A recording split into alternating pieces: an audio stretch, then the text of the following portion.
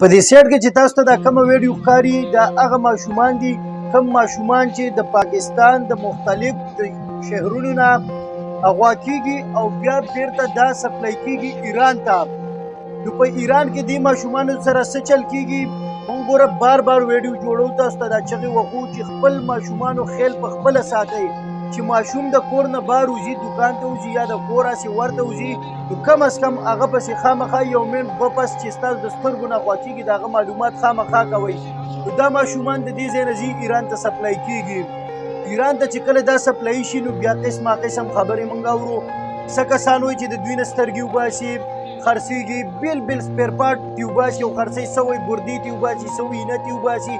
چې کوم ماشوم ته چې د کوم شي ضرورت وي نو دغه بیا د دې ماشومانو نه وباسي او په ګرانو ګرانو قیمتونو باندې بیا د دوی دا سپیر پارټ خرڅېږي. او بیا پکې داسې کسان دي چې هغه خبره کوي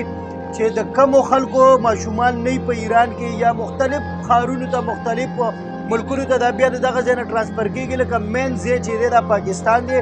پاکستان نه دا ماشومان اغوا کېږي بیا د دې خپل ایجنټانې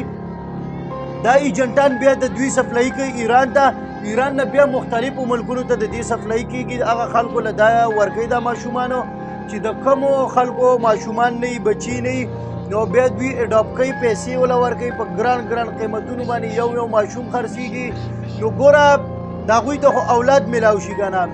د پاکستان نه چې مثال پاکستان نه یا د بل ملک نه چې دا کم ماشومان ورک شوي نو د هغوی د مور او پلار په زړونو به څه تېرېږي که نه.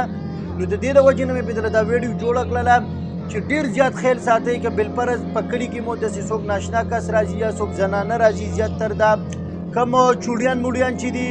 خانه بدوش ورته موږ وایو څوک ورته چوډیان وایي دا خلک راځي یا داسې ناشنا کسان راځي ماشوم ورسره وي نو خامخا د هغوی نه دا تپوس کوئ چې دا ماشوم د چا دی څه پې کوئ د هغه کلي خلک پرې راټولوئ نو دا نوبت به بیا نه راځي. نو دا اوس یې وګورئ دا څومره ماشومان بیا ورک شوي دي دا اوس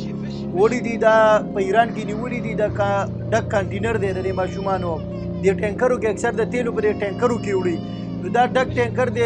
نیولی شوی دی د آرمي یا پولیس دغه د کم محکمه چې د هغوی نیولې ده او دا څومره که ماشومان چې دي دا ټول د دې پاکستان نه ورک شوي دي او دغه خلکو ایران ته راوړي دي. نو مهرباني وکړئ چې دا ویډیو در سره څومره هم کېږي مخکې سپورټ کړئ شیر کړئ خپل ملګرو سره چې دومره چې یو کس وګوري نو ځا سبا به په خپلو ماشومانو باندې خیال ساتي نو چې یو ماشوم هم بچ شي نو دا ډېره ښه خبره ده. نو دې لپاره درته موږ دا ویډیوګانې جوړو چې د خپلو ماشومانو خیال په خپله ساتئ چې سبا داسې نوبت نه راځي.